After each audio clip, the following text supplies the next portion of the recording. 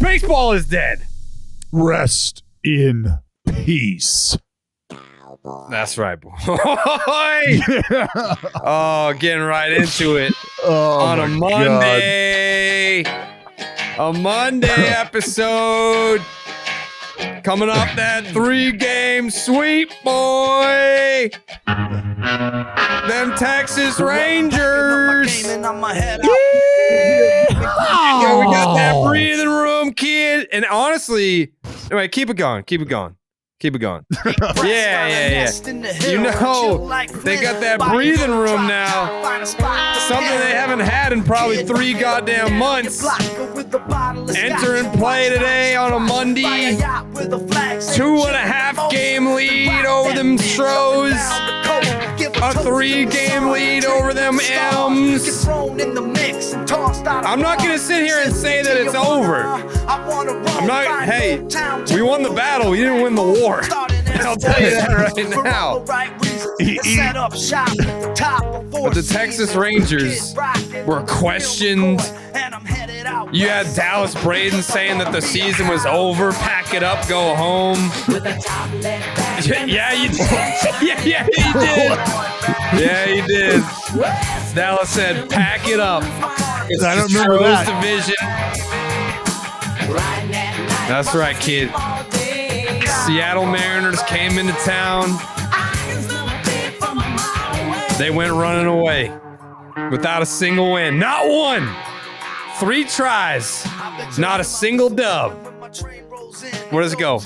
Yeah. Oh,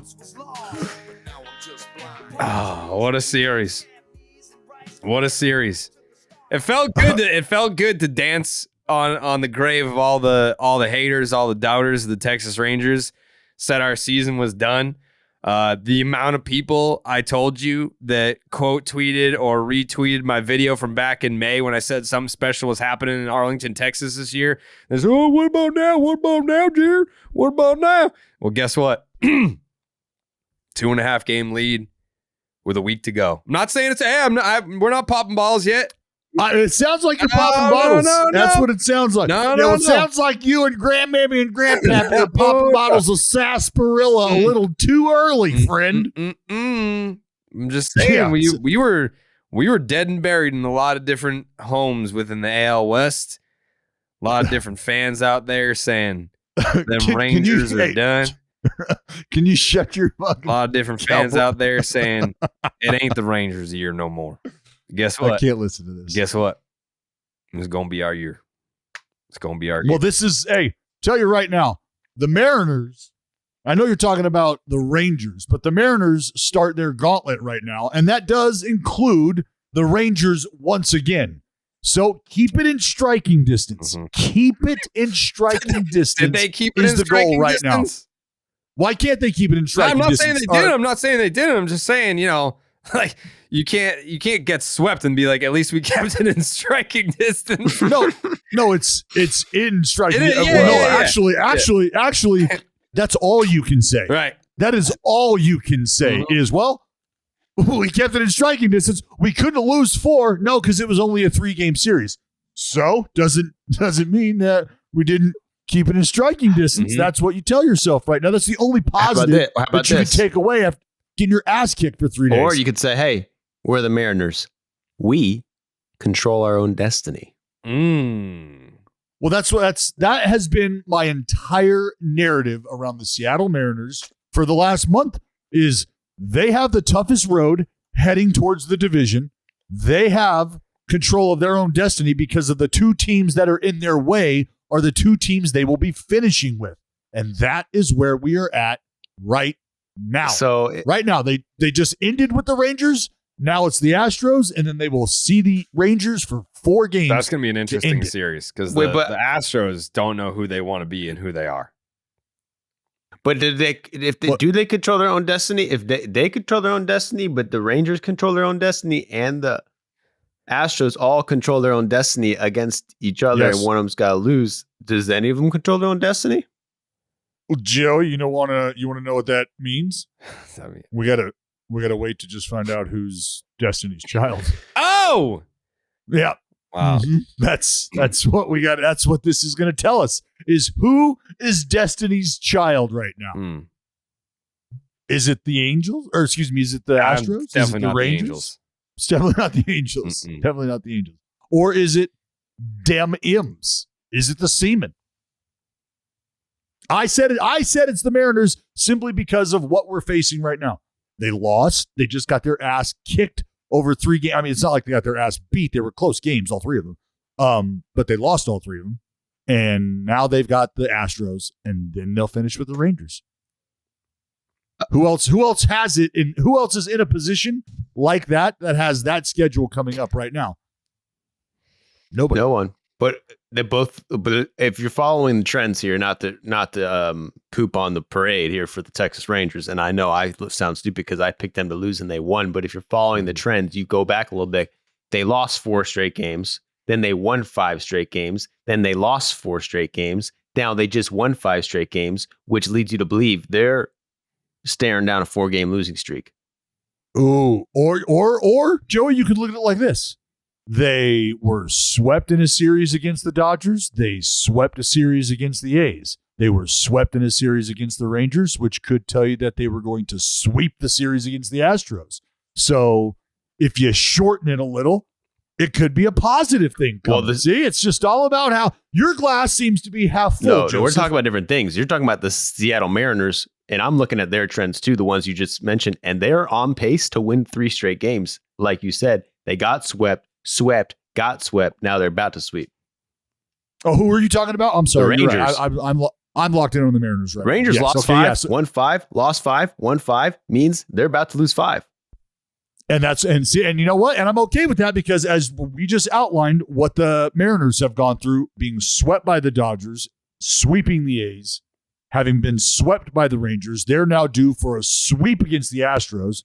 And you'd like to think that maybe if you're the Mariners, that the Rangers lose a game or so, which it sounds like they very well could, within that 3-game winning streak of your own.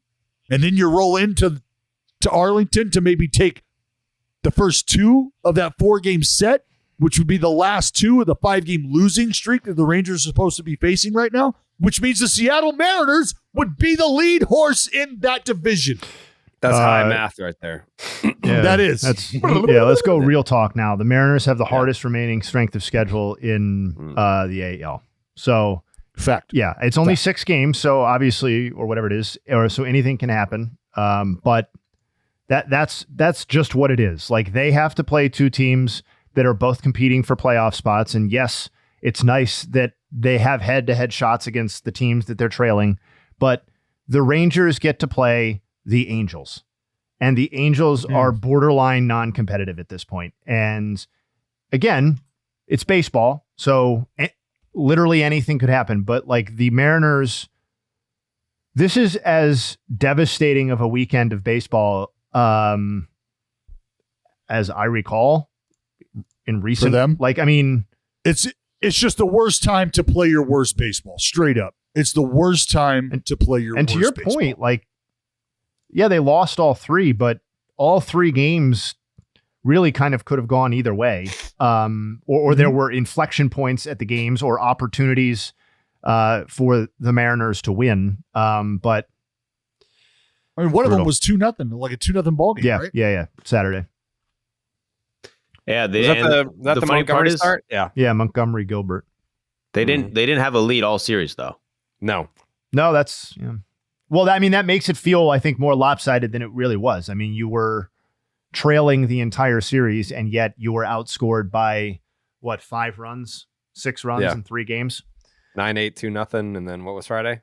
8-5. Yeah, so 6 runs. Yeah. Mm-hmm. Well, hey, I got to tell you, up until the A's last victory here, we hadn't had a lead since September 12th. So yeah, I know what that's like. What? I know what that's like. Yesterday. Also, that's 12 straight games without a lead. 12 days without a lead. Almost 2 weeks without having a lead. Did I see somewhere that the A's clinched the worst record in baseball? What happened with the Royals? Royals got hot. They're not focused? The A's clinched the worst record in baseball. Is that The A's I don't could think win out. that's The true. Royals could lose out. No. It is. You're now six. You're six ahead or six back, depending on what your perspective is of the Royals. That changed That's very crazy. quickly. Really? Yeah, the Royals have won Yeah. 6 straight and are 9-1 in their last 10. Yeah. Quietly The playing A's some finished great the worst baseball record here. 3 months after they were eliminated. See that? I'm glad we waited. I'm glad we waited on the whole like scathing Royals We take. I don't Because- I didn't wait and I don't feel the need to wait. What are we talking about? They're 54 and Listen. 102. Not the worst. Not the worst. I got plenty of hate in my heart, man. I can spread it around to more than one team. The Now- Royals might have had now- the best trade deadline in the league. You realize this, right? With the Reagans and With Reagan's. Cole Reagans. Reagans and the other guy they got who no The other one's guy. ever heard of. Nelson Monster trade deadline. They got Reagan's and the other guy. Nelson Vasquez. He's hit Fuzzy tweeted it out. He's hit 14 home runs in 36 games for the Royals. The That's doing work. 14 home runs in 36 games. That's Nicky that's Lopez doing deal. work.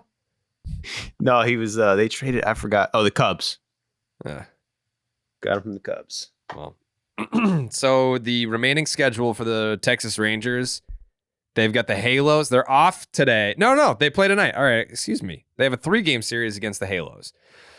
Mike Trout officially shut down for the rest of the year. Anthony Rendon may never play baseball again. And then they finish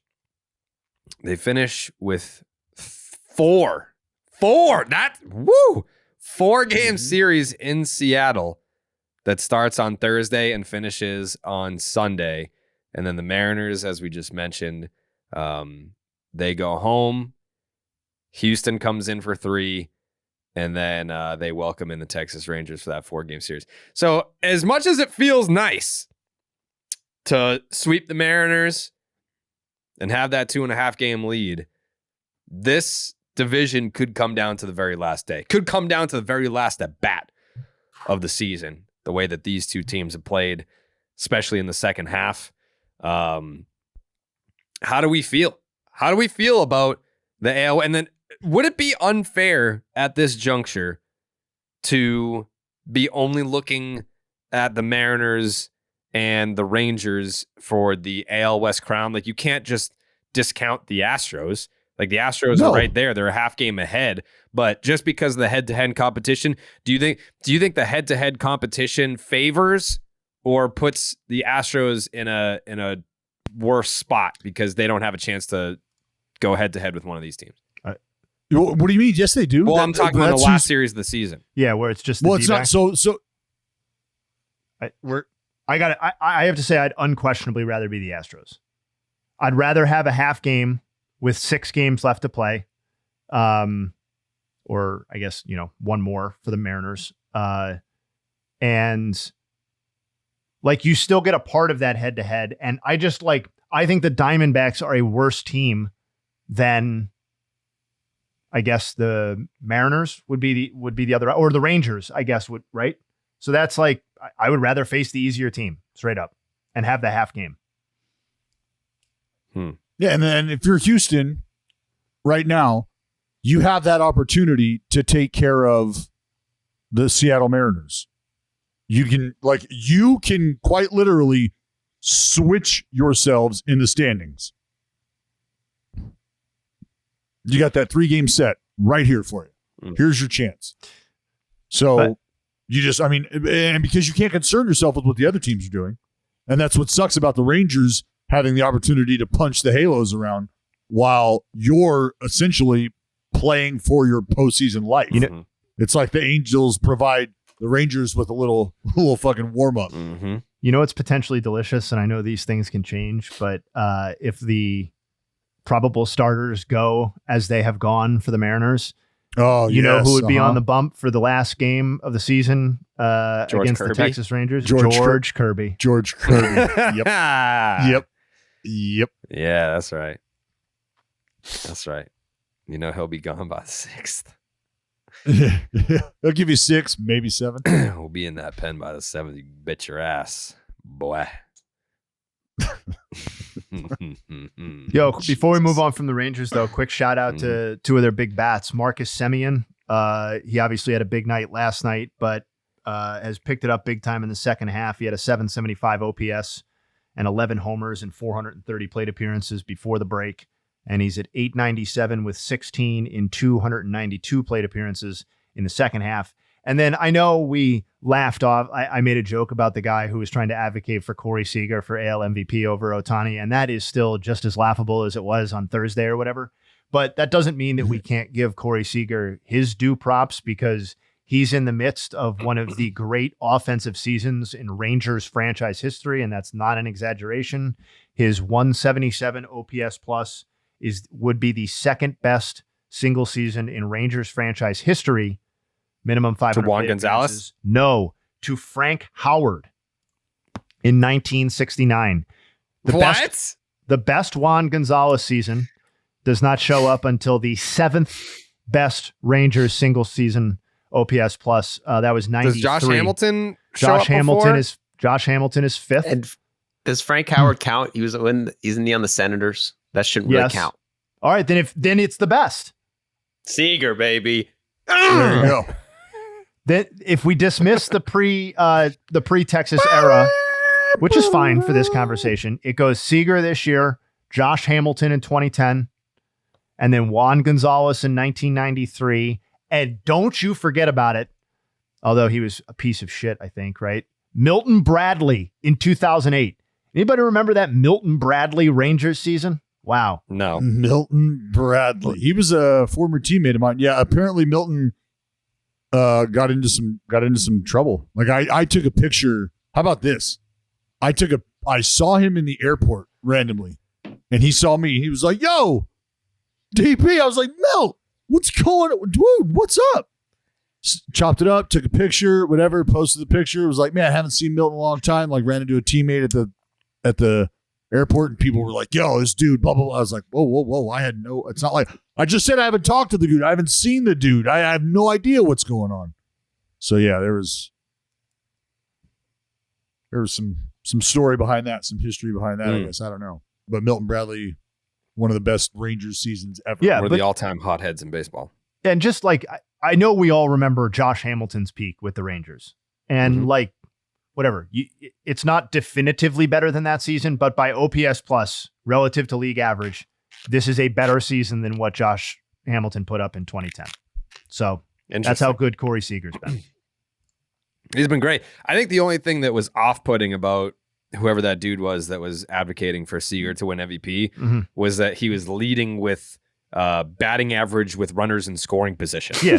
He was like, here's why Corey Seager should be the MVP. Look at what he's hitting. Look at his batting average with runners in scoring position. Well, and unfortunately for Seager, he doesn't like, if someone was going to come and take the MVP from Ohtani, it would have to be on like bulk contribution, right? Like, because Ohtani's going to have missed like the last month plus of the season. But yeah, Corey Seager doesn't have that argument, right? He missed the first month of the season, and that's going to cap his overall production. Anyway, shout out Corey Seager. Great year. And a big game last night, too. Adolis Garcia, huge series as well. Maybe that offense is coming back to life at the right time. Or has most of its healthy players back at the right time is probably the better way to say it. You got Josh Young back as well. Yep. Sure do. And I want to say that I would like to go back and review our initial reactions to the trade deadline, because I don't know that we praised the Rangers enough for the Jordan Montgomery trade. Because he's been great. He's been fucking awesome. Like, everyone's like, "Oh, Max Scherzer." Well, that's I know. I don't know that we're smart enough to know, like, all right, even if Max Scherzer didn't get hurt, like, he's not Max Scherzer anymore. But that got more praise than Jordan Montgomery, and he was one of the best available arms on the market at the time. Well, and I think the way he's performed has led you to that point. I think maybe thinking, why wasn't he on the radar? Well, because he hadn't done what he's done up to this point. No, but we're also, you're right. He's been better with the Rangers than he's been at basically any other point in his career. But we're also on the third full season of Jordan Montgomery being a good pitcher, right? Like, this is, and I think, for sure. I think because his career got off to the very rocky start, inconsistent start that it did, I think maybe it took people maybe it's just me, but it took people a little longer to come around on the idea that like, this is a guy who might be able to pitch important postseason games for you. But I think he has to be, he will for the Rangers if they get there, but I think he has to be considered like among that class of pitcher now. It's, 93 starts of a 3.51 ERA since 2021. Well, that's a lot of starts. And yeah, well, I was going to say, and the progression as far as the, the innings total, like we're seeing that he's 200 inning guy. He very well could be a 200 inning guy. And that's nice to see. Yeah. How many guys are projected at this point to have 200 innings this year? Is there anybody? I would venture to guess. We have no. We have three right now. We have three already this season that have cleared. Yes. Logan Webb has 207. Zach Gallen has 203 and 2/3, and Garrett Cole has 200. I think. Yeah. What are we Framber's assuming? Probably going to get there. Yeah, I think Framber's the only other guy. And Logan Webb goes today. So Bassett. Unless anybody has does Bassett have 2 starts left? That's the only way he's going to get there, unless he gives you 7 and 2/3, which I guess is not crazy. But yeah, so Bassett is the bottom of the possibilities because everybody else needs 10 or more innings to get there. 3 are in, 2 possibly could get in. Yep. Yeah. Huh. I mean, that's in line with that's going to be fewer than last year. 8 people hit 200 last year. So we're going to get maybe 4, long shot 5. Yeah, we may have half as many as we did just as recently as last season. Although, to be fair, 2021 only had 4 as well. I think that probably had a lot to do with coming out of the COVID season. Yep. Coming out of COVID. Yeah, you can't blame that. Yeah. Framber's just got to make a 6-inning start. His next start's just got to be 6 innings. 2019 had 15. So if we're kind of throwing out 20 and 21 because of the COVID stuff, then we've gone from 15 in 19 to 8 to 4 to probably 4 or 5. It's tough. That is tough. That is tough. Because remember, a scrub like me in my good year where things were starting to come together before the arm fell off, I was giving you 190 plus innings. That's what I was going to say, is that that kind of made 200 innings less impressive for me. Like that kind of ruined it. Like I started looking at the mark differently after that happened. Like it can't be that hard. You're like, Dallas? Really? Yeah. Yeah. But anyways, I'm always that's always something that I kind of look at the end of every season. Like, oh, how many guys hit 200 innings? Yeah. So Logan Webb will easily be the leader in total innings pitched because he goes today. Okay. And then also it's worth noting that Framber has gotten to 194 in 30 starts, whereas Garrett Cole's got 32, Zach Allen's got 33, Logan Webb is going to have 33 after today. Yeah, so Framber, 33? If you didn't miss a couple of them starts, he would have been easily up there. Anyways, things are heating up in the ballpark. Every team is playing to finish the season strong and make it to the playoffs. With DraftKings Sportsbook, you won't miss a moment of the baseball action. New customers can score $200 instantly in bonus bets for betting just $5 on baseball. Plus, all customers can take a crack at a sweet payday with DraftKings same-game parlays. String together multiple bets from a single game for your shot at a major payout. So what are you waiting for? Download the DraftKings Sportsbook app right now. Use the promo code Jared, Jared. New customers can score $200 instantly in bonus bets for betting just $5 on baseball. Only on the DraftKings Sportsbook with the promo code Jared. The crown is yours. Gambling problem? Call 1-800-GAMBLER. In Massachusetts, call 800-327-5050 or visit gamblinghelplinema.org. In New York, call 877-8-HOPE-NY or text HOPE-NY. In Kansas, call 1-800-522-4700. On behalf of Boot Hill Casino and Resort, 21 plus in most eligible states, but age varies by jurisdiction. Eligibility restrictions apply. See DraftKings.com/sportsbook for details and state-specific responsible gambling resources. Bonus bets expire 7 days after insurance, opt-in, and 10-plus leg requirement for 100% boost. Eligibility, wagering, and deposit restrictions apply. Terms at sportsbook.draftkings.com/baseball terms. It is it's BID parlay time. I'm gonna have to go blind with this one because I don't have my secret sauce anymore, which is sad. Does anyone have? Oh, there's only fucking 4 games today. Yeah. The fuck. 3. You only get right. You get to can't choose pick from the 1 3. o'clock game. Yeah. So you've got you can't pick from the 1 o'clock game, which is D-backs Yankees, and then D-backs. Wait, what? What am I smoking right now? Why does it say? Yeah. Why does it say the D-backs Yankees is at 105, but that D-backs White Sox is postponed? Because they had to postpone it so they could play the Yankees because they got rained out all weekend. So I guess they're going to play a doubleheader against the White Sox tomorrow. Okay. Joey's got it. All right. So then there's 3 games to pick from. You've got Padres, Giants, you've got Astros, Mariners, and you've got Rangers, Angels. Mm-hmm.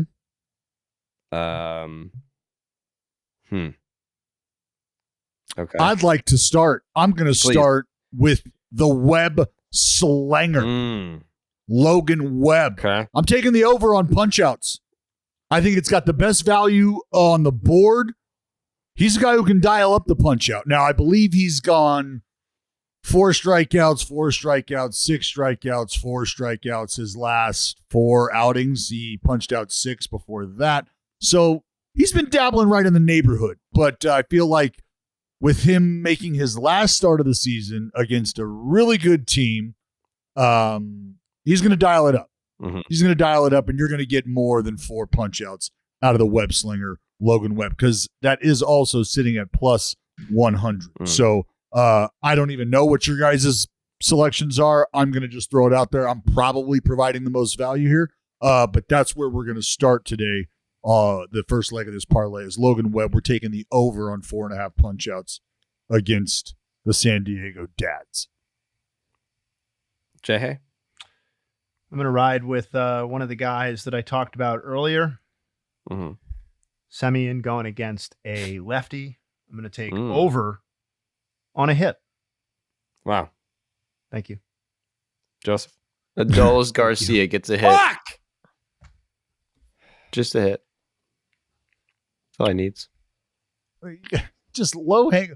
My secret sauce. I'm picking a guy to get a knock. Get the fuck out of I here. didn't What do say you mean? anything about a Every fucking time secret it sauce. loses. It's the risk. No, not you, Jay Hay, and not you, Joey. I'm talking about old fucking cowboy Chad over here who's pissed off about the Adolis Garcia. Well, snake. that was going to be my fucking pick. Well, you're in charge of asking who wants to pick first, and that's your fault. Well, I for mean, asking usually me. no one's ever taken my pick before. That's the first time it's ever happened. There's not a lot of things to pick today, unfortunately. I understand that. I mean, I've got a route you could go, Jared. I mean, no. I was gonna go Adolis Garcia 2+. I would have had the balls to go 2+, but Oh, do I want it? No. You know what? I'll just go. I'm gonna go J-Rod to get a hit. I'm just gonna go J-Rod to get a hit. That's all. What, you don't like that, Dallas? I'm not telling you I don't like the bet. I think Julio Rodriguez, you could probably bank on him getting a knock. Yeah, I mean, he leads the league in hits. You know? Yeah. I mean, if you're into that, that's where you want to go. Mm-hmm. That's where I went. That's where I be. J-Rod, what are the odds on that? Well, we'll get that in a second. I'll have Jake submit it He's facing To the- Verlander, so to the odds lords. I mean, there's no like favorable pitching matchups if you're gonna to bet get a on hit? I mean, offense. bro, you could look at, I don't know, man, Blake Snell. Look, I'm not gonna lie. There's some I'm letting emotion play a role in my selection. But Blake Snell has punched out 8 or more over his last 5 or 6 starts, I believe. And the over 7.5 on his punch outs. I don't get and the pitching. Padres are fighting for their lives, fighting for a playoff spot. So you know they're going to need those. Yeah, he's punched out 8 or more in his last 6 starts. I don't know. It's not for me. I don't bet pitching. Never have. The only time I would ever do that is like a little Shohei, a little something, little Shohei to get a knock, Shohei to punch out whatever, and those never hit for me. So, No. Okay. Are we done? Have we made our selections? I think there was that one time, didn't I? As part of the parlay, I bet Shohei to homer, and he did. Mm-hmm. That's called nuts on the table, Dallas. You wouldn't know anything about that. That's Twinkie dick. Picking the guy who hit more home runs than anybody in the American League. Yeah, still gonna. He doesn't hit him more often than he does, Excuse me? You heard me. Yeah. Let's check in on the wild card standings. Maybe you were busy watching football over the weekend. Maybe you weren't paying attention to the wild card. But just checking in here, and it's an interesting question. You have the Tampa Bay. it's just the American League West. What? I said it's just the American League West. What's with just the the Toronto Blue Jays thrown in? Yeah, but wouldn't you, if you're the Toronto Blue Jays right now, you have a 2-game lead on the Houston Astros. It's the Rays at the top wild card spot. It's the Blue Jays who have the second wild card spot, and then the Astros who have a half-game lead on the Mariners for that final wild card spot. And that's it. Everyone else has been mathematically eliminated from the postseason beneath the Mariners. Wouldn't you rather finish with the third wild card spot so you can play the Twins? Mm-hmm. As opposed to, yeah, absolutely. As opposed to like having to play Tampa. Baltimore or Tampa. Well, I mean, Tampa. I mean, you never know. It's 2.5. It's 2.5. I feel good about my O's. But yes, I don't think you'd like to face either one of those clubs. So if there's a third option, I'd like that one. I feel like Joe would know this. Who was it that guaranteed the Twins were going to win a playoff game this year? One of us? No. A player on the Twins. Like after they clinched, he was like, "This is the year. We're doing it. We're winning." It's been 18 years. I respect it. I respect that his guarantee is just we will win again. Right? A game. Going out on a limb. We're setting our sights high this year, boys. Well, I mean, isn't that a long, long time for a streak to exist? Because we're talking over the course of many, many different rosters. Like, it's not like it's just the same group who have continued to not be able to get it done. Yeah, I mean, I'm pretty sure I would have to re-look it up. But so the run goes back to 2000. The last time they won a playoff game was 2004, I believe it is. Mm-hmm. That's crazy. Even Yeah. Twins 18 fans, years. Twins fans themselves are sitting there saying, like, let's just win a game. That's all. Like, oh, yeah, just win one game in the series. I wish we had a Twins fan. Can I call Plouffe? I don't know. Yeah, he's a fan, I guess. I don't know. I mean, do you think he'd be like, oh, I can't do another, are we a competitor? I don't know. No, I don't think so. Just don't even tell him you're on the podcast. Competing with us, yeah. Yeah, that's, all right, I'm gonna Just prank call him, bro. I'm call Plouffe.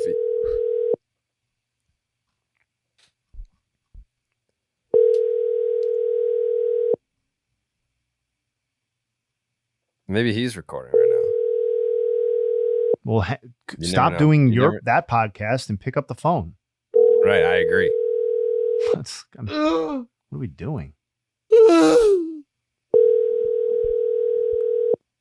That's it. That's the one Twins fan that we knew. That's it. Your call has. That's it. Yeah, So- there's a chance. Blew it. So that's too bad. But I did find the answer that it is the longest playoff losing streak in North American professional sports history. Mm-hmm. Yep. So there you go, Yep. Dallas. That's the historical context for you. It goes. It's been a while. It's been a while. Yeah, Johan was on the mound the last time they won. Oh man. Mhm. I want to that's- fucking find that clip. Like, how do we That's not a know who hot that was? minute. It was Johan's someone. first season as a starter. That's how long it's been. Jesus. He won the Cy Young Award over Kurt Schilling, Mariano Rivera, and Pedro Martinez. That's how long ago it was. I mean, think about that crop of arms. He matched up against Musina in the series opener. These people are either in the Hall of Fame or have had their chance to get voted into the Hall of Fame. That's how long ago it was since the Twins. Their 5 years of eligibility have already come and gone. The rest of their careers came and went. Yeah, the peak is come and gone. Maybe it's their year. They got the second best record since September, guys. The Twins are fucking hot. What? I said in September, the Twins had Mhm. the second best record in baseball. Wow. And we haven't said their name one time until today when we wanted to say how embarrassing it is how they haven't won a fucking playoff game in 20 years. I don't think it's embarrassing. It's not. It's not like embarrassing. I think it's passed through embarrassing.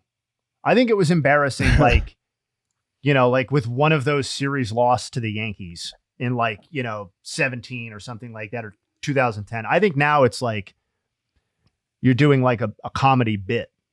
Yeah, it's a bit now.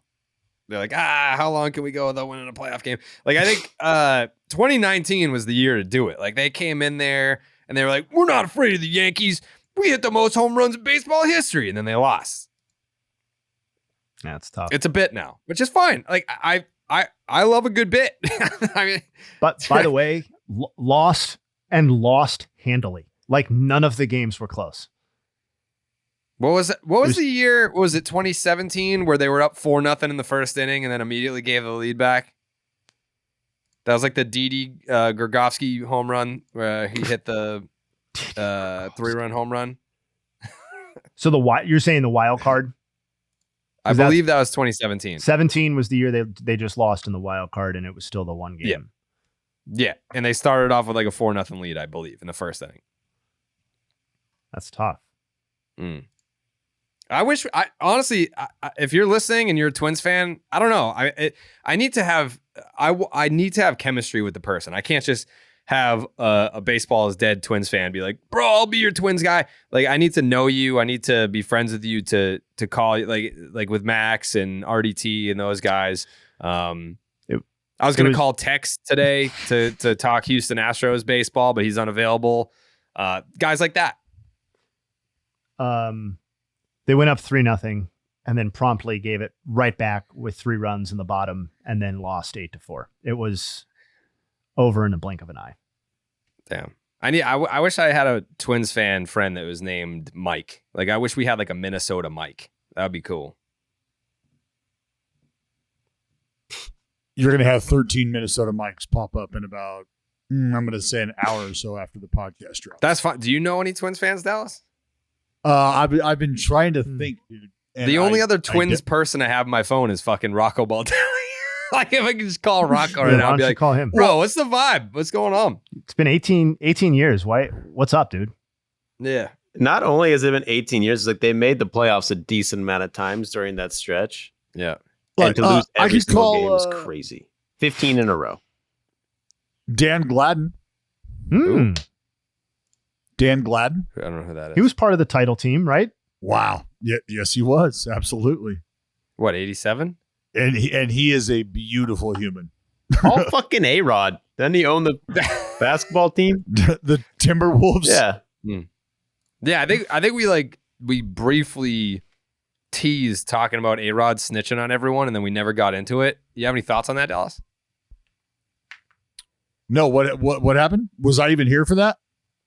Yeah. He snitched on Manny, even though Manny didn't do shit. What What? What are we talking about? The biogenesis scandal. A-Rod snitched on Manny, and I think I forget who else. I think you may have talked about this, and I had already left. No, I brought it up as if though we were gonna get into it, and then we never got into it. Oh, So and we never did. Yeah, we do that a lot. There's too many high people on this podcast. No. Well, yeah. Well, I mean, what are my thoughts on him being a sellout? What, again, or just unearthing this? No, it's just like I feel like you have thoughts on his integrity. No, no, I don't. I have little to no thoughts on that. It's been the same. It is what it is. Well, you just love him. Yeah, that's it. If you could go on vacation with one person, you can only pick one of your best friends. A-Rod, Rob Manfred, or Ben Verlander. Who are you picking?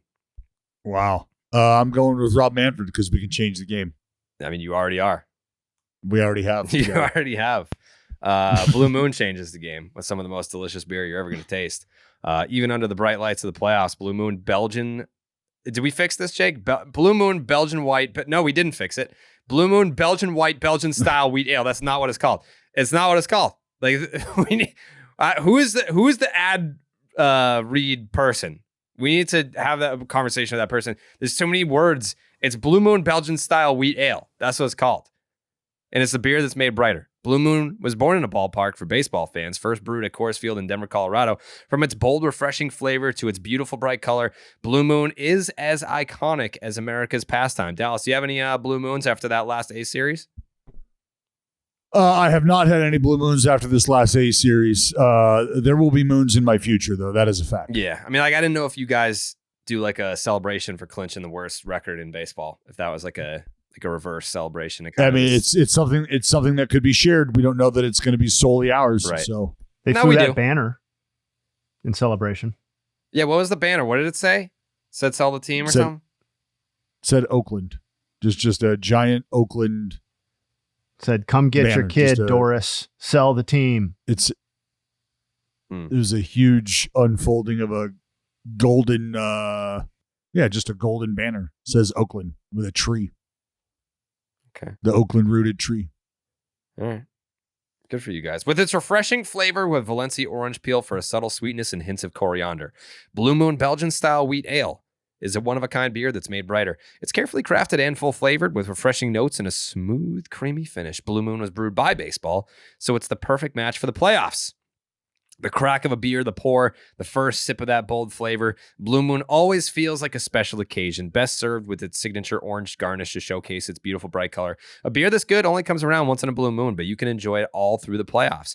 Brighten up the baseball playoffs with Blue Moon Belgian style wheat ale. It's a one-of-a-kind every time. Check out shop.bluemoonbrewingcompany.com for fresh baseball merch and visit get.bluemoonbeer.com/rocket to find Blue Moon delivery options. That is get.bluemoonbeer.com/rocket. Blue Moon, made brighter. Celebrate responsibly. Blue Moon Brewing Company, Golden, Colorado ale.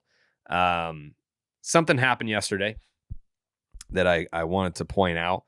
That would be a standing ovation for Baseball is Dead alumni Joey Votto in what could maybe be his last game as a Red in Cincinnati. Don't know. As part of the interview, I should actually go back. I'll find the clip because he did make an interesting comment when I talked to him, and I forget what it was that prompted him to say it. I think we were having a conversation about, like, how important it is, or how cool would it be to like retire as a Red, and like guys playing their whole careers with the same team. And he was basically like, well, who says I'm done after this year? Or I don't have a contract after this year. So maybe he's going to keep playing, but it's somewhere else. Like, don't put me in the category as someone that plays their entire career with one team because I ain't done yet and I don't have a deal for next year. So what do you think is more likely? Joey Votto is done. He's going to ride off into the sunset after this year. He comes back to the Reds, or he continues his career elsewhere. Oh man, it's tough because look, we're 2 years away from, or 2 years removed from Joey Votto receiving MVP votes. All right. And I'm not telling you that that's coming anytime soon, but I got to believe that those types of seasons, even though we're just 2 years beyond that, are probably long gone, in my opinion.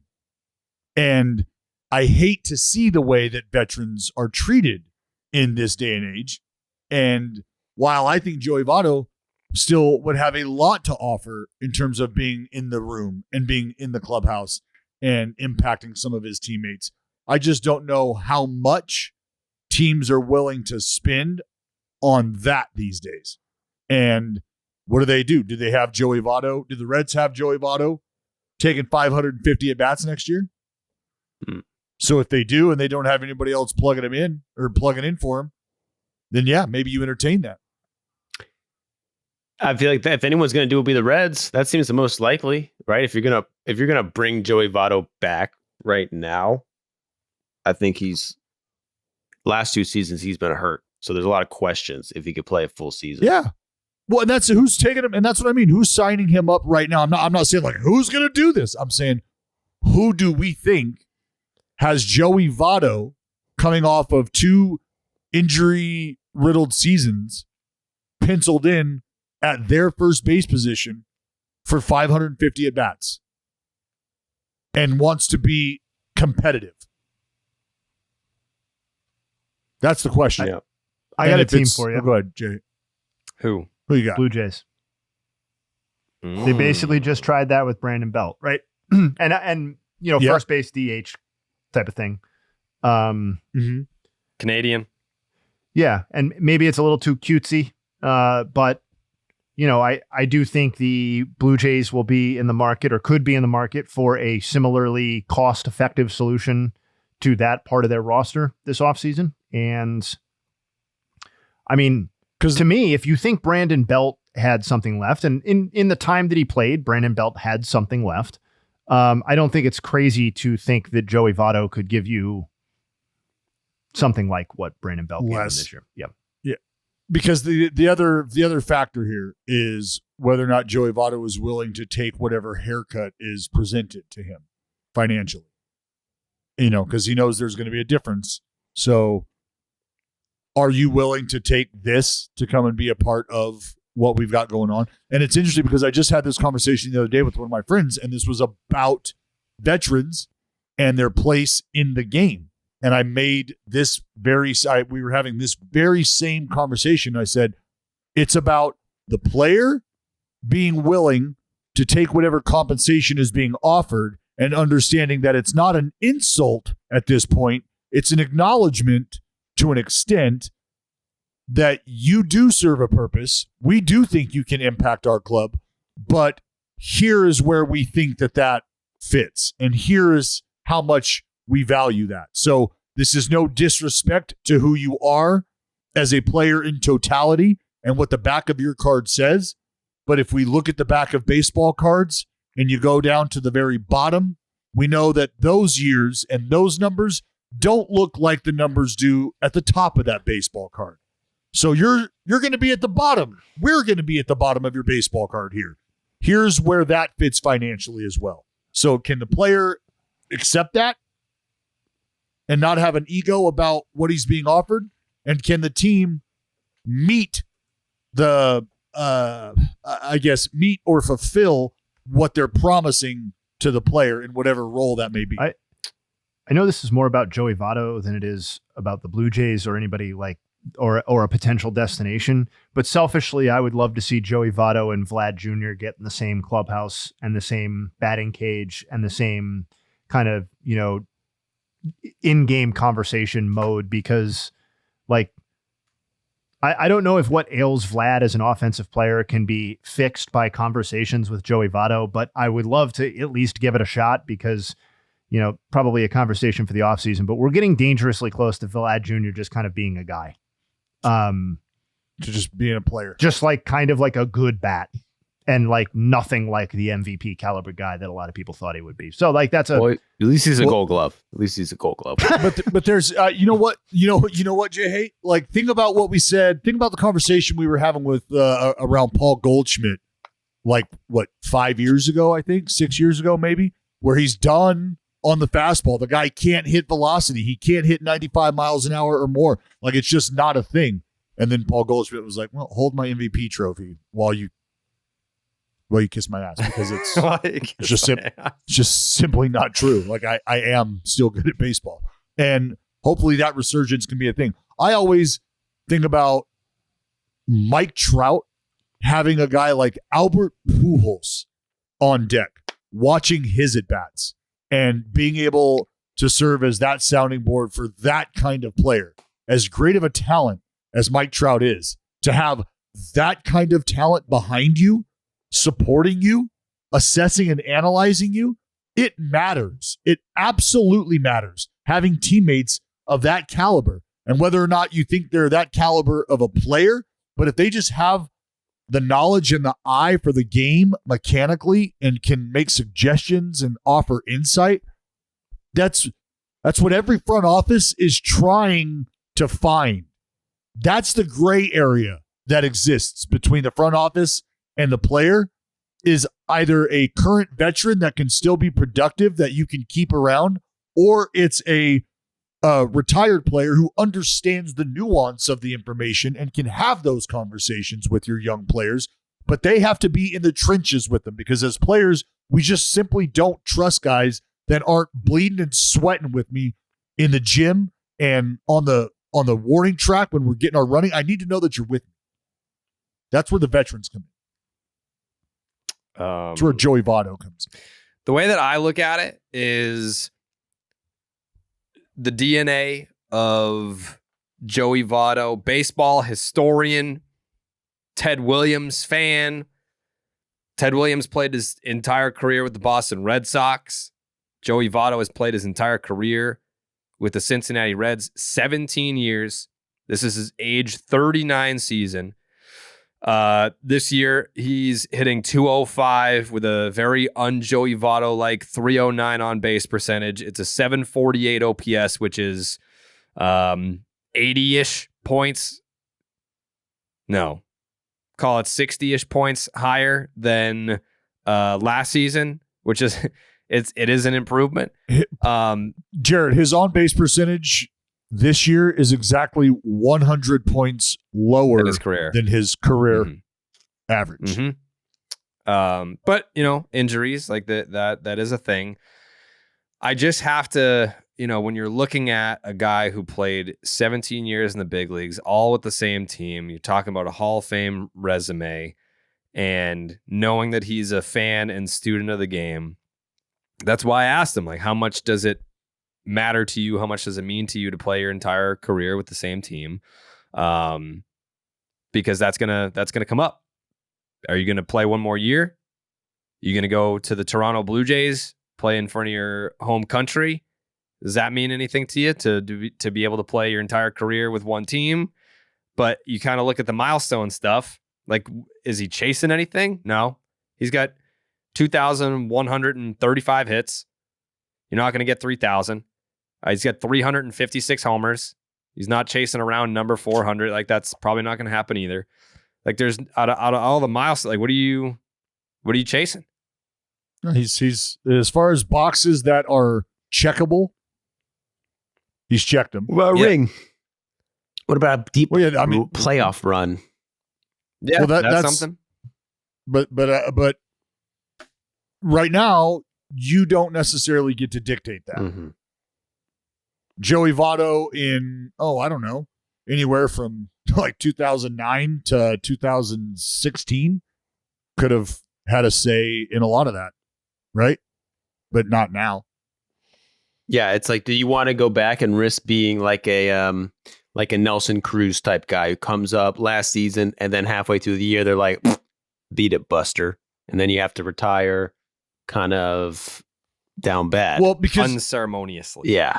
Well, and it feels like, it's a big roll of the dice if you want the back of the baseball card to be unblemished in regards to another stop along the way. If that stop along the way isn't going to represent a milestone achievement, or in this case, the ultimate achievement, which is the World Series, then is that stop worth it? What am I making that stop for? And if it's to try to pass along the game, that's something that, one, is extremely commendable, and two, commendable on two fronts. I would love to see a front office be able to make that commitment within the realm of still doing good competitive business and putting a roster that can win out on the field. That's always going to be the question when it comes to acquiring veteran talent at this stage in their career, with what Joey Votto is bringing to the table and the question marks surrounding his health and capability. Is he going to accept the offer we're willing to give him, knowing that the role that he's going to serve is not the role that he's served in the past? And are we all going to be okay with that? I think a lot of teams would definitely offer him something, get a guy like him, put him against pitchers he could do well against, a platoon role. However, think of if you're the Reds and you do that, you offer him that type of deal where you're not going to play every day, but you can come in and pinch it and start some days. Halfway next year, if Votto is doing terrible and they're we got to cut Votto, do you think they'll actually do that? It's a tough position to be in if you're the Reds. You could very well have a thing in place that tells him, look, dude, if things are just we got to turn the other way bad, let's not even watch bad. Thoughts on just transitioning into quality control coach? He don't want that. I think he's already said when I'm done playing, he's I'm gonna disappear off the face of the earth. He's I'm not gonna be on social media. I'm not gonna be doing appearances. When I'm done, and you'll never hear from me again. I was buddy, preach. He's at right now.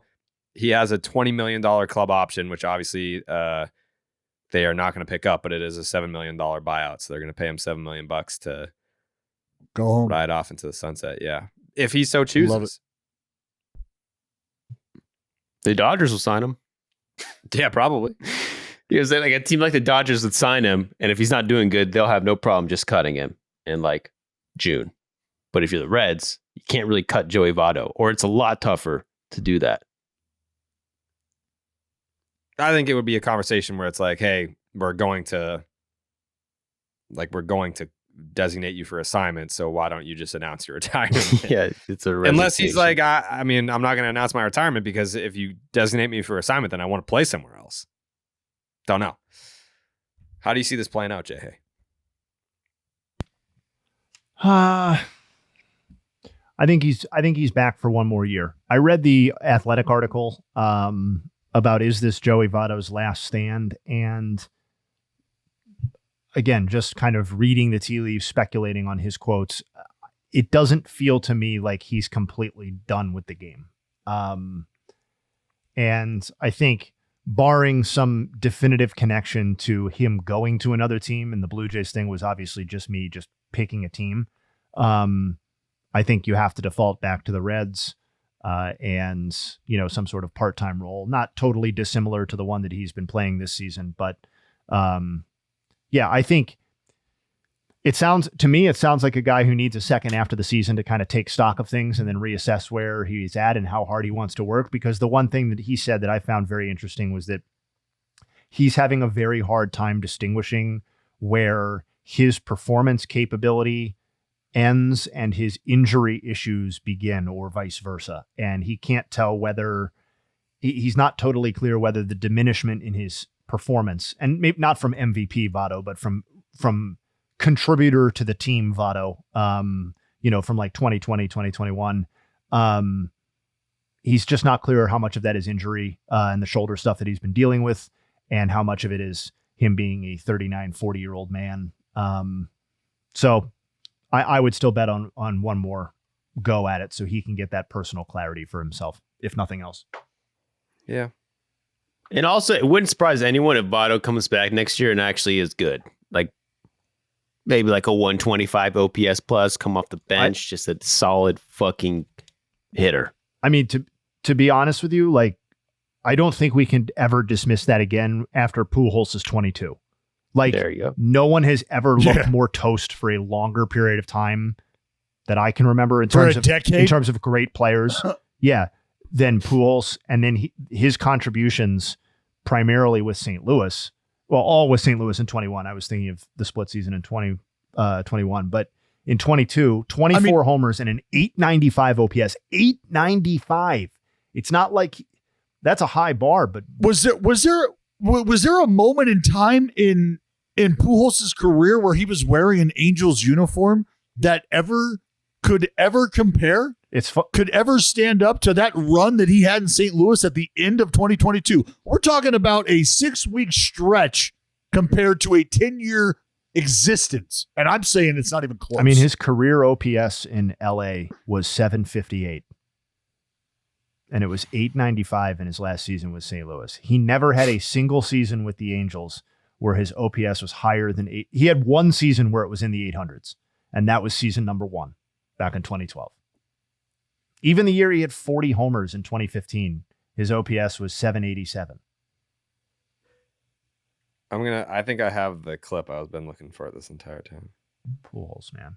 Straight up Woodford. Straight up. Okay. Yeah. So Ted Williams obviously spent his entire career with the Boston Red Sox. You have spent your entire career with the Cincinnati Reds. How important is it for you, and how cool is it to have done that? Like, how much along the way was that of importance to you? Well, Ted retired as a Red Sox. I haven't retired yet. That's true. So I can't even comment on it. What Ted did as a Boston Red Sox is there's only a handful of players that stayed with one team and had that level of success. I mean, there's maybe 5 players in the history of the game that were at his level. You could say Ruth, you could say Willie Mays, you could maybe say Mickey Mantle. So there's not many players in his group. Hank Aaron, of course, and they if I'm not mistaken, Mickey was the only one that played with the same team. I don't know if they count. I think Hank played with the Milwaukee Braves. Yeah. I don't know how they go about that. Like, I think Jackie Robinson played with the Brooklyn Dodgers and the Los Angeles Dodgers. Yeah, so do they just say Dodgers with that? Dodgers Okay, so Hank Aaron's in that all Braves, one team conversation. So there's only a few players at his level. It's pretty cool. The banning of the shift. He didn't really want to go there. Like, he didn't want to put himself in the same category as a potential Hall of Famer that played his entire career with the same team. And maybe that's more him being humble as well, not wanting to put himself in that conversation. No, of I a mean, Hall he of wasn't. Famer. I wasn't asking him to compare himself to Ted Williams. I No, just said we I know. were on the topic of Ted Williams because we were talking about the red seat, and then I said, Ted Williams played his whole career with the Red Sox. Like, how cool is it that you could retire your whole career with the Reds? And he was like, I didn't retire yet. So he's definitely. I just interpreted that as he's leaving the door open to playing with another team next year if given the opportunity. Yeah, that'll be that'll be one to just kind of keep an eye on for Joey Votto storyline purposes, more so than I think big impact player moving purposes. All right. Game time. You shouldn't have to worry when you're buying tickets to your next big event. Game Time is the fastest and easiest way to buy tickets for all the sports, music, comedy, and theater events near you with killer last-minute deals, all-in prices, views from your seat, and their best price guarantee. Game Time takes the guesswork out of buying tickets. Is there a rumor that we're going to Atlanta? Is that a thing? It's a big time rumor. It's a big-time rumor that we're going there. Joe, we're... What happens if the Braves end up playing the Phils? Whose side are you going to be on?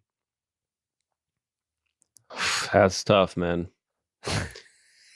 We'll have to do a whole episode dedicated to that. I could pick, Okay. put 2 hats on the table, put one on, and then announce which team you're going with. But that's the rumor. The rumor is that Baseball is Dead might be in the building for the division series, which is a lesson that we learned after last year when we were like, we'll wait for the NLCS to go to Atlanta. caused a whole scheduling conflict. But when we're in the building for the division series for Atlanta, we're talking watch parties, we're talking meetups before games, and then we'll be at one of the games. And trust me, we're going with Game Time when we get in that building. See the view from your seat before you buy, so you know exactly what to expect when you arrive. All in prices. Show your total up front so you know what you're getting as a great deal without hidden fees. Buy tickets in seconds with just 2 taps. Game Time has deals on tickets right up to the start of the event and even an hour after it starts. It's the place to find last-minute tickets on great seats. Find exclusive flash deals and sponsored deals on tickets for football, basketball, baseball, concerts, comedy, theater, and more. With zone deals, you pick the section and Game Time picks the seats for an average of 18% savings. And the Game Time guarantee means that you'll always get the best price. If you find tickets in the same section and row for less, Game Time will credit you 110% of the difference. Download the Game Time app, create an account, use the promo code Jared, Jared, and that'll get you $20 off your first purchase. Terms apply. Again, create an account, use the promo code Jared, Jared, and that'll get you $20 off. Download the Game Time app today. Last minute tickets, and it is the lowest price guaranteed. I think you guys know what time it is. Oh. You don't know, Dallas? Game time. Oh. Hoop. It's game time. Oh, yes, indeed. It's that time again for the 8th time this season.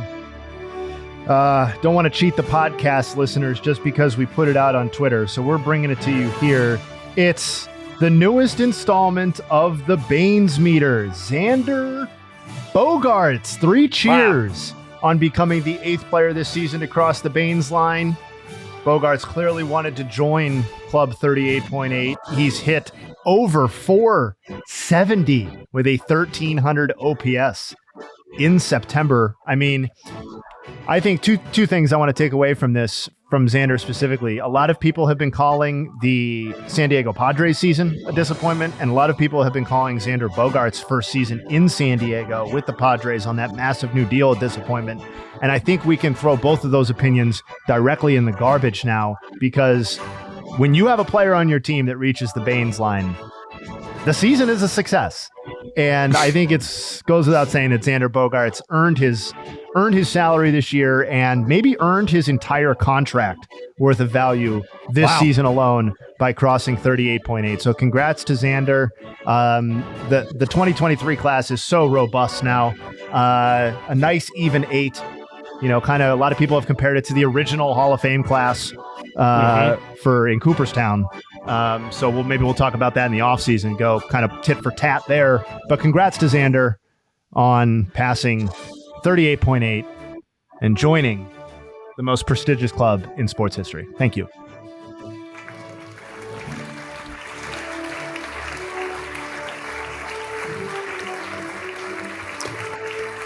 Things are looking up for the Padres, man. Things are looking up. They really are.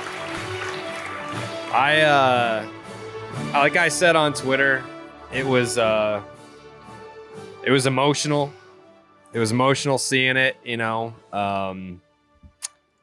You have that first kind of instance with Mookie Betts where it's like, well, I have all these great memories with Mookie, and I have to live with the fact that Mookie Betts will have played more games with the Dodgers than he ever did with the Red Sox, and that he'll probably go into the Hall of Fame as a Dodger.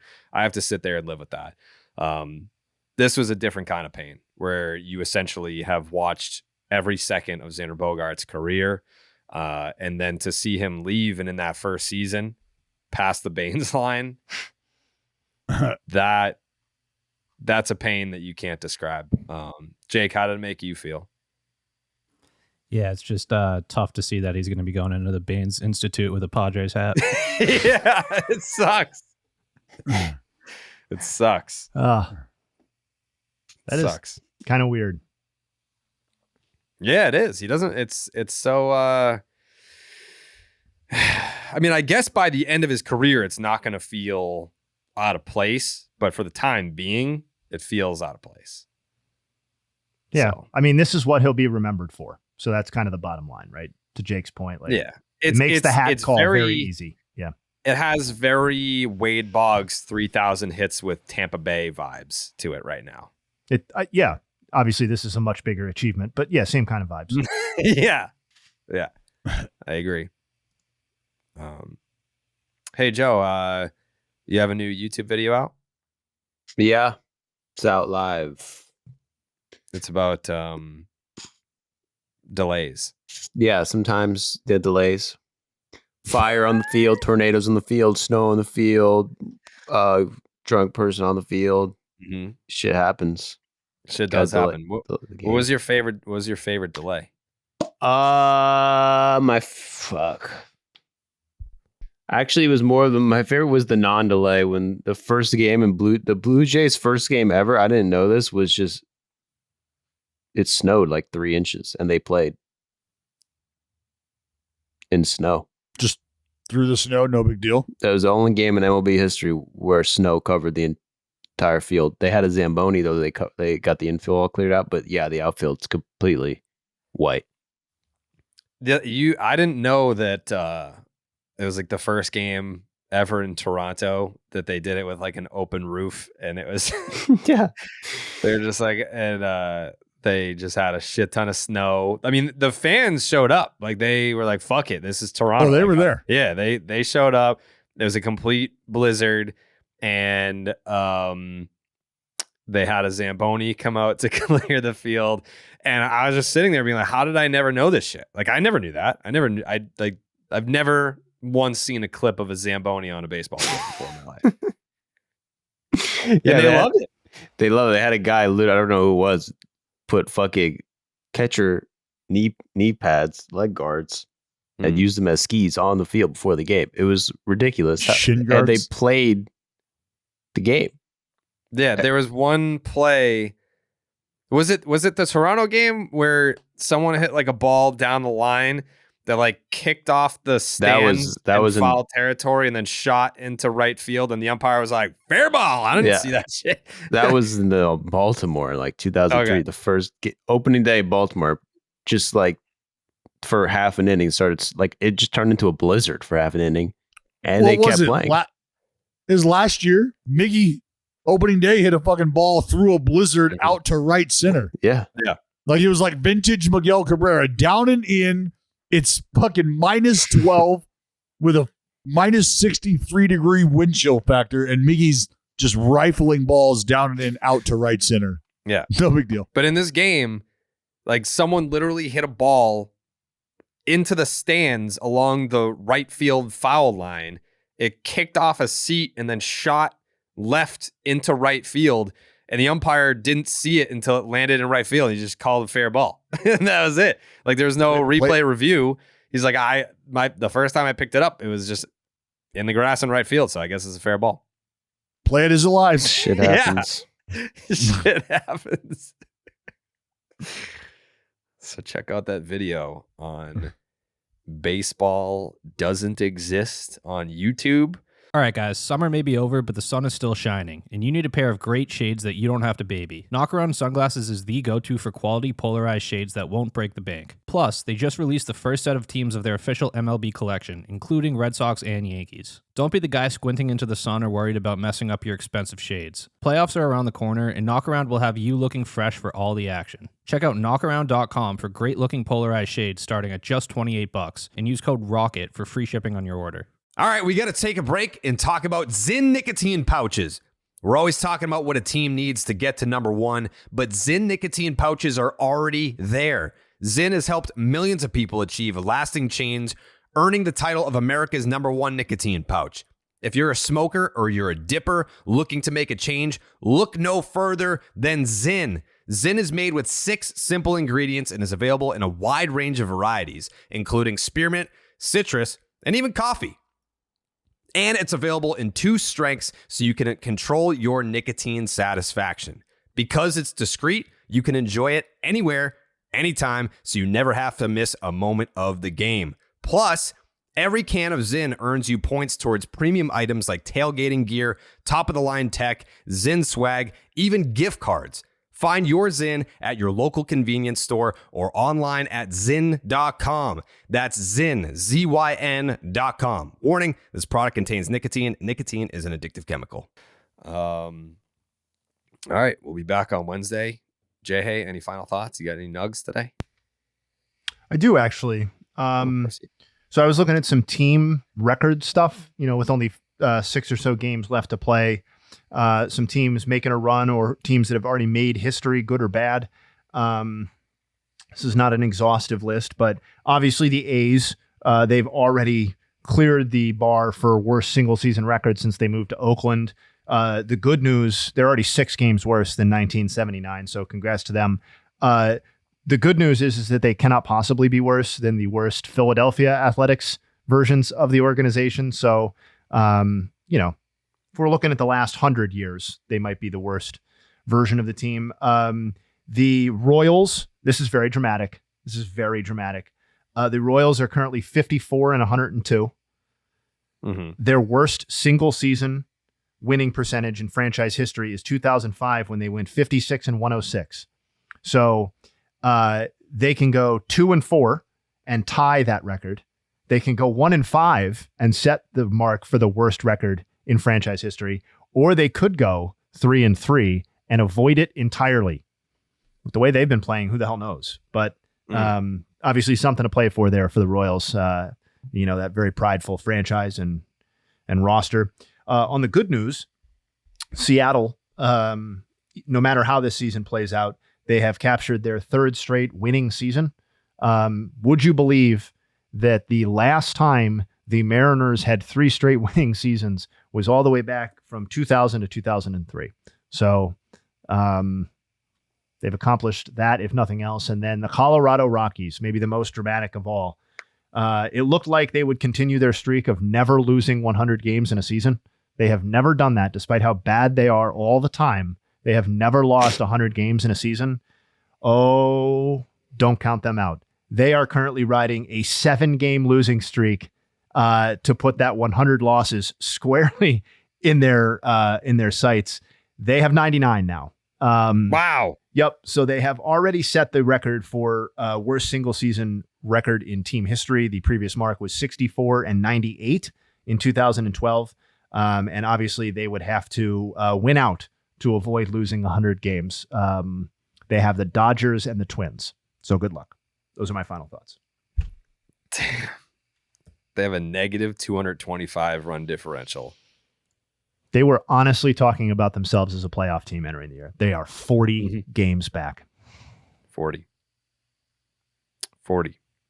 A negative 225 run differential pales in comparison to the Oakland A's negative 326. Just a down year. Just puts things in perspective when it's like, man, we suck, but we're not Oakland A's suck. That's a different flavor of suck. Season's not over. Season is not over, pal. I think we got to go back to the original episodes and see what we were projecting the A's run differential to be at. I think some of us might have been a little overzealous. I think negative 500 was thrown around maybe. I mean, think of how competently they've had to play since then to get it to negative 320, whatever. The way the season started, the fact that it was a realistic conversation to be having was the problem. Dallas, let me ask you a question. You're close with the people in the clubhouse. You're in the booth, obviously. Does getting to 50 mean anything? No. Okay. I didn't know if that 4 in front was like, Well, I mean, anytime you look at numbers like that, yes. So, I mean, because the old conversation is, as a pitcher, if I know my numbers and you know my numbers, I can say to you, yeah, I had an ERA. What was my ERA? 3.9. Okay. But if we both know that my ERA was 4, and not even 4.1, just 4, I can't say to you that my ERA was, just under or no. We know that it was 4. It starts with a 4. It's 4. It's not 3.9. It's not 3. 3 sounds so much better than 4, which is why you tell me it's a 3.9. You don't say just under 4. You tell me it's a 3.9. What'd you hit? You don't tell me you hit 299. you tell me you hit around 300. And then I look it up and I see that it was 299. But if you hit 300, you tell me you hit 300. Is that why you came back in 2011 and made those 3 starts to try and see what you had to get it under 4? Because you ended at 416 and you were trending in the right direction. I didn't know if that's what that was all No, about. Jay, that was like the John that Kruk was thing just where he what like was the opposite, where he pulled himself for the batting title, that old wives' tale. Yeah. Yeah. No, that was me trying to say, hey, let's just see how long these tendons will actually stay together. What do we think? Yeah. I'm telling you, I'm probably in the Hall of Fame. If you take my career trajectory from 2009 on, like, and just they keep going like that, those numbers keep getting better like they did. I'm a late bloomer, probably in the Hall of Fame though. It's not too late. Late. I mean, Jesus Christ, those strikeout numbers are gross. Mine? A 5.3 strikeouts per 9. Yeah, you got to go to the minor league strikeout numbers. Okay. I mean, granted, dude doesn't give up homers. We talked about that against Miggy. Mm-hmm. Yep, no damage. No damage. Yeah. Keep it in the yard. You're just kind of there, but like in a good way. Yeah, you know what surprised me is that I had never given up a grand slam. That is surprising. I got a nug for that ass. Please. Whoa, yeah. Your trajectory from 2009 to 11, that Hall of Fame trajectory, you had a 116 ERA plus, same as Dennis Eckersley. Wow. So you were on a Hall of Fame path. You got. I mean, I think. There you go. Thank you, Jay. I think if you step back out on the mound, the math says that you would continue at an Eckersley pace. Fucking starting the throwing program The logic tomorrow. is all there. Yep. All right, now I'm really done talking. Joseph, final thoughts? Yeah, shout out to the Pirates for coming out and knocking the fucking Reds' teeth in. Mm-hmm. Demoralizing. How about that comeback? That's a demoralizing loss for the Reds. I don't know if the Reds are going to be able to overcome that, but I don't blame them because the Pirates are such a worthy opponent and they've been playing such great ball lately and kind of ending the season how they started it. One of the best teams in the National League Central, which is saying a lot. That's right, Joe. At the start of the journey, we had fair seas in our favor. We had the winds in our favor. There was a moment in time we looked to be the most daunting ship on the high seas. Unfortunately, lost track of the lighthouse. Some shit went down. Some crew members kind of got lost. Things just did not go the way we'd like for them to have gone, Joe. Lost out at sea at times. A ship without a rudder, it felt like. But I think with the arrival of one first mate, Henry Davis, and some other young talent, the future of this bucko regime continues to trend towards smoother sailing. What a perfect fucking encapsulation of their season that we're playing the theme music and Dallas is doing a speech following the weekend where they were eliminated from the fucking playoffs. As a wise old old pirate once said, lower it, bitch. Bitch. I would hate to have to go through life with such a negative outlook. God. They're eliminated. Losers. Dallas? They just ran out of season, that's all. Yeah. Every year. Raise your spirits, Jay Hay. Pathetic. Now we're talking about raising my spirits because we ain't raising no damn flag. That's for sure. Sooner or later, the flag of victory will raise right next to the Jolly Roger. Yeah, Jolly Roger is the depressed Roger right now. Catatonic Roger. Suicidal Roger. Catatonic Roger. Dallas, any final thoughts?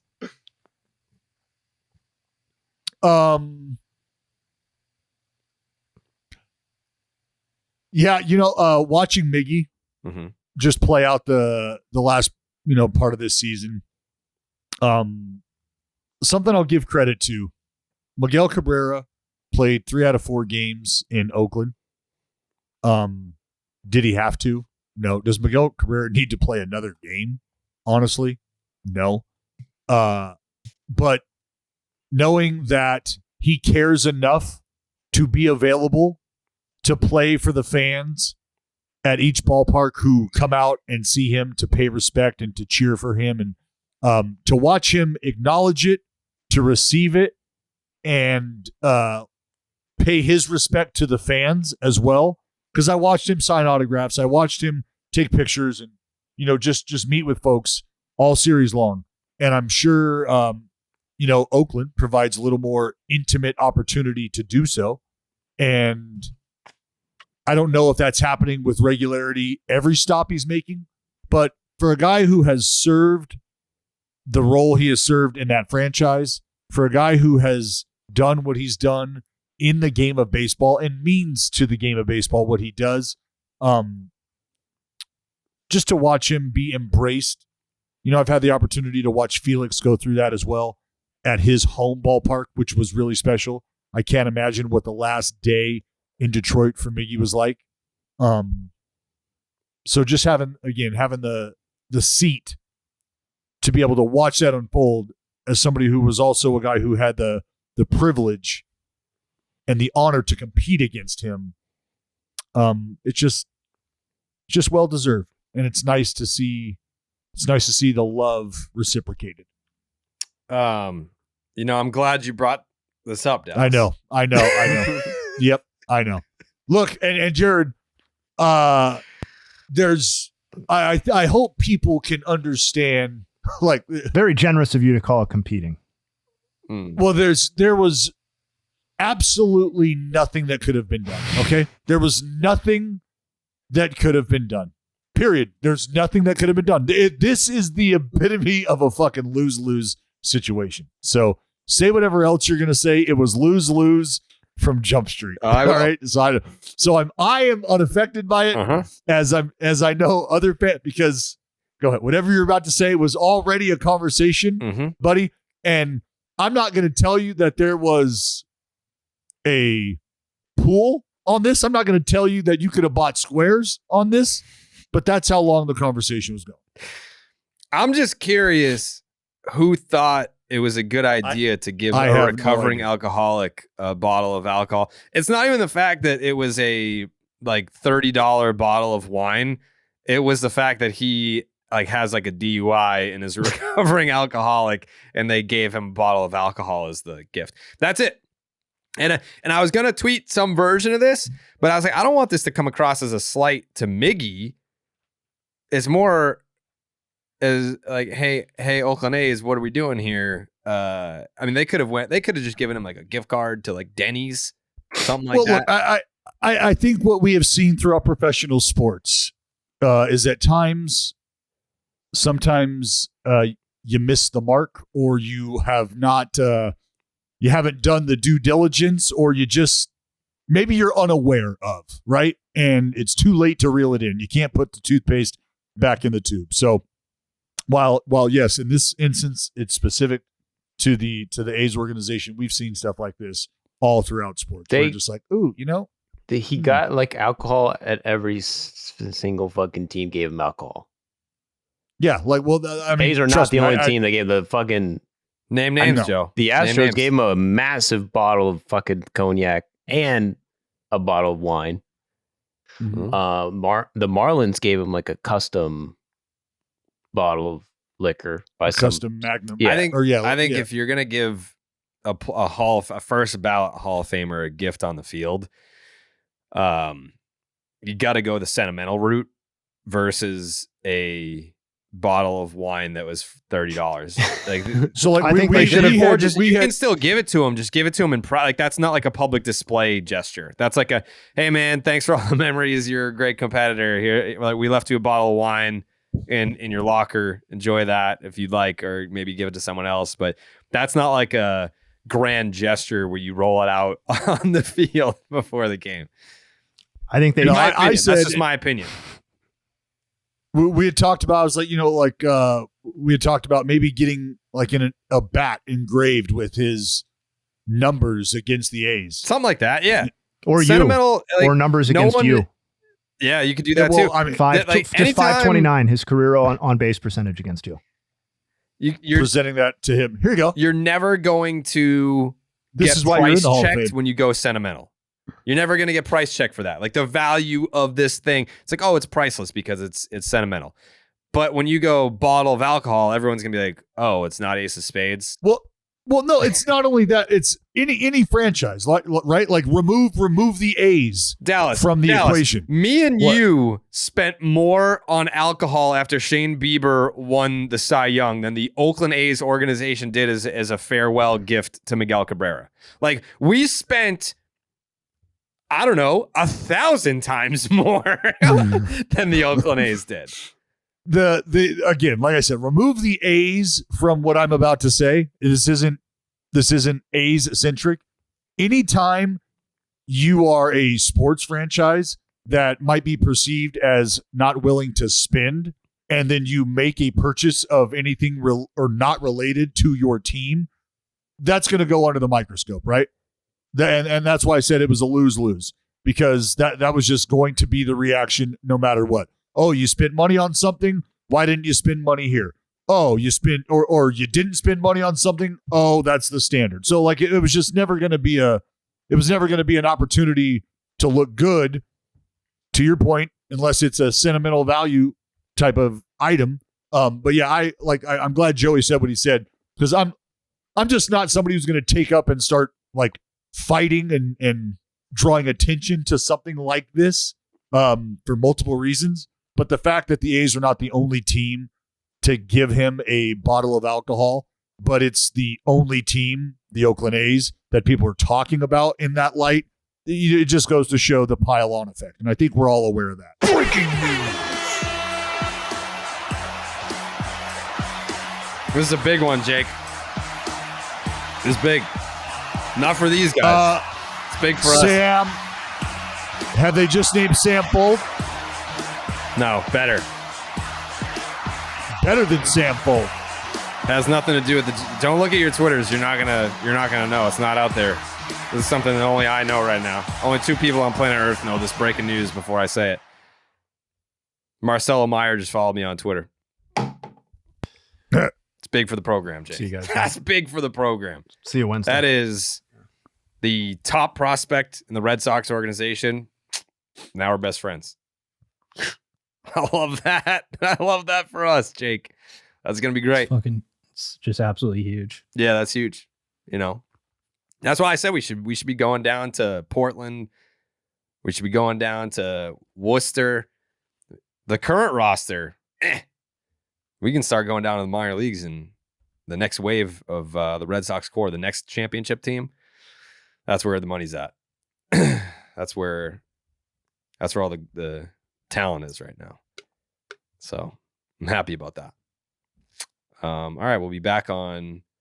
Actually, no, Jake Stakes. Just welcome to the crew, Marcelo Meyer. That's right. Marcelo Meyer. Welcome. Jake.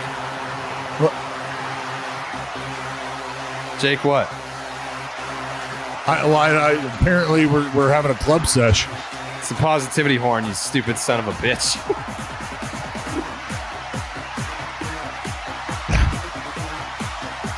You know what? We don't care what you have to say, Dallas. We'll see you. Thanks for watching. Thanks for listening. We'll see you on Wednesday. Look out!